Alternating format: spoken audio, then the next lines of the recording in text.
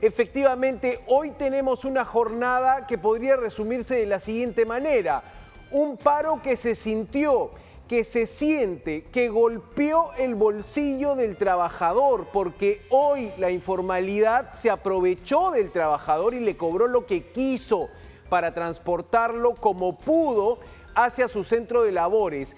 Y un presidente, Gerí, que desde temprano intentó convencer a los transportistas haciendo todo tipo de ofrecimientos de levantar el paro. Un presidente que buscó la foto, como lo advertíamos ayer, como era evidente que iba a hacer.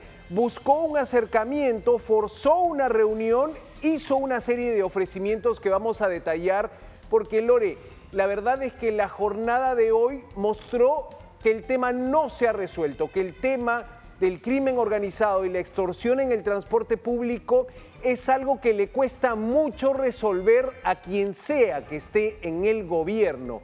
Las leyes que se dan parece que no terminan. Primero, es un problema sacar adelante una ley. El Estado le ha mostrado a los transportistas que se demora la vida reglamentando una ley. Hoy se pedía el reglamento de esta ley con medidas extraordinarias para combatir la extorsión. El presidente Gerí decía, el sábado la tienen publicada, el domingo sale en El Peruano, el lunes entra en vigencia. Pero con la sola ley, ¿cambian las cosas? El fiscal Chávez Cotrina te decía, sin presupuesto no hago nada, sin presupuesto no puedo combatir la extorsión, que se ayuda de billeteras digitales, de las tecnologías de la información. Estamos muy por detrás, pero la foto del día, me parece, es la de un presidente en apuros intentando convencer a los transportistas de que levanten el paro.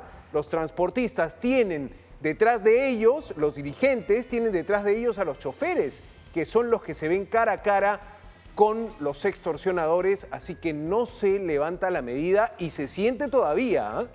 Y es una gestión diferente a como hemos visto en el gobierno anterior la situación de las paralizaciones, porque ibas a un paro y al contrario, el presidente se resguardaba desde Palacio de Gobierno, no veo, no escucho, son los desestabilizadores, son los que odian al país, los que quieren...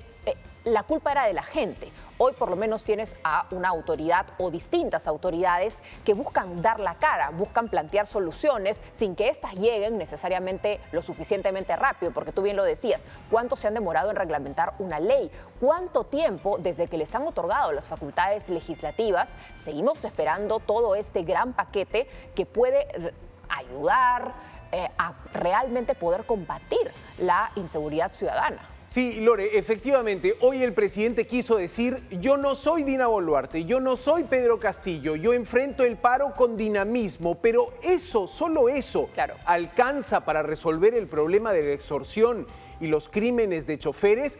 Vamos a escuchar la declaración que dio el presidente Gerí luego de reunirse. Esto fue cerca de las 9 de la mañana en una carpa armada. El presidente convocó allí a los dirigentes que habían llamado a esta paralización, hizo toda clase de ofrecimientos. Vamos a detallar allí los ofrecimientos de los que no se ha hablado mucho, pero que pasan incluso por flexibilizar, y atención con esto, flexibilizar las licencias profesionales de los conductores. Allí se ha hecho un ofrecimiento, hasta salió el ministro de Transportes a decir, también vamos a regresar a la prohibición de 2 pasajeros en moto. Hoy en modo ofrecimientos por montones para intentar apaciguar en algo el enojo, el reclamo de los transportistas. Vamos a escuchar al presidente Gerí, que declaraba en el contexto de esta reunión que tuvo con los convocantes al paro. Como lo habíamos conversado, en este mismo sitio va a ser como un mes y medio. Lamentablemente van a haber días muy buenos y también van a haber días movidos por la propia dinámica de la naturaleza de la situación. Los esfuerzos de la policía, los esfuerzos de todos en el campo y los que no estamos también en el campo todos los días, es justamente la concentración está acá. Pero hay que entender también la dinámica y vamos pese a ello a redoblar los esfuerzos. Y por eso te estamos terminando de armar el plan. Ayer hemos conversado sobre el plan y hemos incluido algunos aspectos que nos lleva como reflexión las reuniones que hemos tenido con ustedes, que va a ser parte del plan y también algunas medidas de reacción ante determinadas situaciones cuando hay picos altos. Entonces eso también lo estamos contemplando. Bueno, esta era parte de la conversación que tuvo, a la que, si quieres, accedió alguna cámara de televisión para mostrar esa imagen que el presidente te quería mostrar, la imagen de un presidente que no está en Palacio de Gobierno, que sale a resolver el problema. Pero lo cierto es que los transportistas no quedaron satisfechos con los ofrecimientos que se hicieron y dijeron: vamos a cumplir las 24 horas de paralización. El presidente, intentando apagar el incendio sobre la marcha, hizo algunas promesas que podemos ir detallando, Lore. Es importante, ¿no? Vamos a ver qué sucede a partir, si esto marca un punto de quiebre hacia adelante, donde se terminen de dar las medidas necesarias. Interesante también cuando escuchábamos al fiscal Jorge Chávez Cotrina hablar de esta nueva etapa en los administradores de justicia, un ejecutivo que ya no solamente responsabiliza al Ministerio Público y al Poder Judicial, sino que van a trabajar de manera coordinada. Y eso también era necesario, porque las organizaciones criminales no se están peleando, ellas están unidas, fortalecidas, mientras el aparato de justicia estaba permanentemente en pugna. Sí, efectivamente. ¿Y cuáles fueron los ofrecimientos hechos por José Gerí en esta mañana de paralización, en esta mañana donde te digo que se sintió la falta de unidades vehiculares? Vamos a repasar también cómo estuvo esa primera hora de la mañana en los principales paraderos, porque hasta ahora, hasta este momento que las cámaras de Latina están peinando la ciudad, no se registra el tránsito normal de vehículos de unidades de transporte público. Se calcula en unas 20.000 unidades las que hoy dejaron de operar. Es importante, ¿no?, ver la cantidad de poco tráfico que uno ve en la ciudad, en las distintas arterias, en los distintos distritos, cómo son los menos. Claro, hay unidades de transporte público, por supuesto, pero recordemos que hay unidades que, por más que tengan los colores de una línea, de una empresa, en realidad no pertenecen a la misma. Hay muchísima informalidad dentro del transporte, lo que también le ha hecho difícil al gremio de transportes poder hacer este tipo de paralizaciones que realmente tengan el efecto deseado. Hoy fue un buen día para los piratas, hoy fue un buen día para los colectivos, hoy fue un buen día para quienes sacaron unidades sin las rutas claras. Hoy fue un buen día para quienes operaron en la informalidad. Lore, repasamos entonces la primera hora antes de detallar los ofrecimientos de José Gerí, porque te digo que hay sorpresas en esos ofrecimientos. Hay cosas que la dirigencia de los transportistas han logrado tener la palabra del presidente sobre eso, pero nada tiene que ver con el tema de las extorsiones. Primera hora en Puente Nuevo, El Agustino. Vas a darte cuenta que llegan algunos buses y por supuesto cobraban lo que querían, cobraban lo que querían. No estábamos hablando en todo caso de una tarifa normal, pero la necesidad era tal que la gente esperaba largos minutos en este paradero del Agustino. Vamos a ver la imagen de la madrugada en Puente Nuevo. Los conductores lo que nos mencionan es que van a hacer una o dos vueltas, solamente una o dos vueltas, y ya luego acatarían esta paralización. Son vehículos que pasan repletos,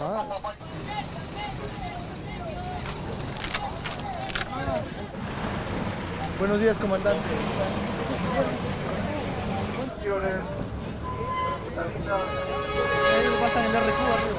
Que miren, hay un gran grupo de personas que están esperando el próximo bus para poder abordarlo. 5 o 6 de la mañana, así lucía el paradero en Puente Nuevo. Estos buses que ofrecían un servicio repletos de gente, los buses de la policía, Lore, los buses que trasladan normalmente a agentes de unidades como el Potao, servían también para movilizar a los ciudadanos, aliviaban en parte el problema, pero claro, es una situación completamente irregular. Yo escuchaba en la mañana a los jefes policiales decir, todo normal. ¿Dónde vieron la situación todo normal? O sea, el paro se siente y el trabajador hoy tuvo que invertir el doble, por lo menos el doble en movilizarse. No podemos calcular el golpe a la producción nacional, el golpe a las ventas, el golpe a la economía, pero ya ese vendedor en Gamarra te decía, un día de paro es un día abajo. Estos son los daños colaterales de una situación que incomoda a todos, ¿no? Lo veíamos en el mercado central también, como todos los comerciantes decían, casi no viene nadie, hoy es un día bajo, igual las ventas están allí, los productos además que son perecibles, un día de baja venta se puede traducir en pérdidas sumamente cuantiosas.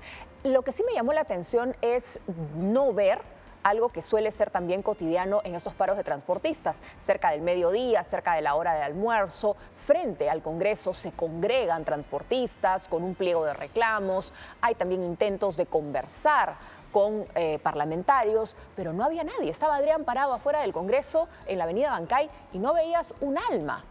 Sí, aunque ayer un pequeño grupo de transportistas decía vamos a hacer una manifestación frente al Congreso, esta tenía una clara intención política, un reclamo al Parlamento que está en un receso, el Congreso no está en actividad, diríamos en sesiones plenarias, pero no se vio ese reclamo. Esto también te habla de la dispersión de gremios de transporte. Son muchos dirigentes del transporte y es un sector con muy poca unidad, ¿no? Funcionan de acuerdo a 2, 3 dirigentes te pueden convocar un paro, otros dirigentes los critican. Hoy también entre los transportistas se lanzaban unos puyazos tremendos, pero quiero mostrarte la imagen de San Juan del Lurigancho en la mañana, temprano también, con más presencia de transporte público, pero insisto, mucho pirata, mucho colectivo, haciendo su agosto en un momento de dificultad para el ciudadano que hoy salió muy afectado en esa primera hora de la mañana. Vamos a ver lo que ocurría, una imagen también del centro de Lima, de la vía de evitamiento, paraderos llenos, había ciudadanos, no había buses de transporte público. En comparación a otros días, es mi percepción, ojo, es personal, no veo la misma cantidad de personas. Número 2, los usuarios y vecinos dicen que esto lo ven con normalidad. Señor, muy buenos días. ¿Ve usted un día normal? ¿Ve la misma cantidad de transporte o si hay ausencia? Sí, hay un poco de ausencia.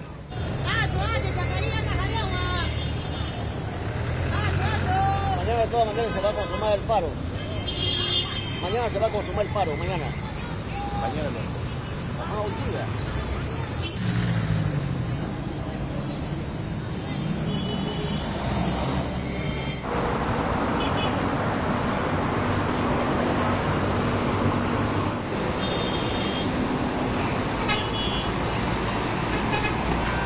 Justamente vemos a 4 o 5 pasajeros que están casi en la pista porque están esperando a los colectivos. Ahí vemos justamente uno de ellos, colectivo que cubre la ruta de Villa El Salvador, ¿no? Tremenda informalidad de ese colectivo recogiendo en plena vía rápida a los pasajeros. Claro, el trabajador hoy día no tuvo de otra, tuvo que sacar más plata de su bolsillo y tuvo que subirse a un colectivo que no tenía ruta definida o a un bus pirata que era manejado sin ningún membrete, sin ninguna ruta clara, ¿no?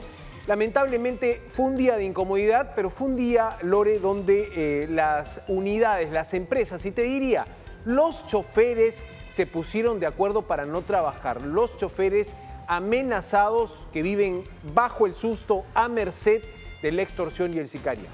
Un día que no acaba, porque recordemos que la gente se ha movilizado a sus trabajos, pero deben movilizarse de vuelta a casa. Entonces vamos a ver probablemente en las tardes este panorama de altos precios, de alta informalidad, que se va a volver a replicar para que la gente pueda retornar a sus hogares. Porque tú bien lo dices, la gente tenía que ir a trabajar. Una cosa es que el ministerio haya dado flexibilidad, haya dado esta tolerancia hasta de 4 horas para que no se les descuente a los trabajadores, pero eso no significa que les están diciendo no vayas a trabajar. No, entonces, eso, día que no vas, día que probablemente se te descuente y se considere como una falta laboral. Entonces, era indispensable que mucha gente llegue hasta su lugar de trabajo. Hemos visto también muchas imágenes desde Lima, entendiendo que el paro era en Lima y Callao, pero entiendo que en el Callao también se sintió de manera intensa esta paralización. Sí, porque tienes algunas rutas compartidas que hacen Lima Norte, Callao, que conectan Ventanilla con el centro de Lima, y allí también hubo problemas.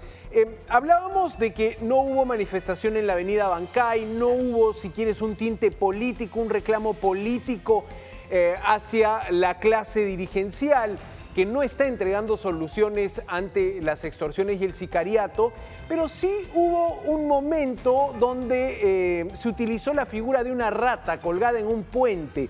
Esto fue en un puente peatonal frente a Plaza Norte. La facción del transportista Julio Campos, vestidos de blanco, decían ser dirigentes, decían ser choferes, hacían un reclamo al presidente Geri. Vamos a ver esta imagen. Esta era la cara del paro en Lima Norte.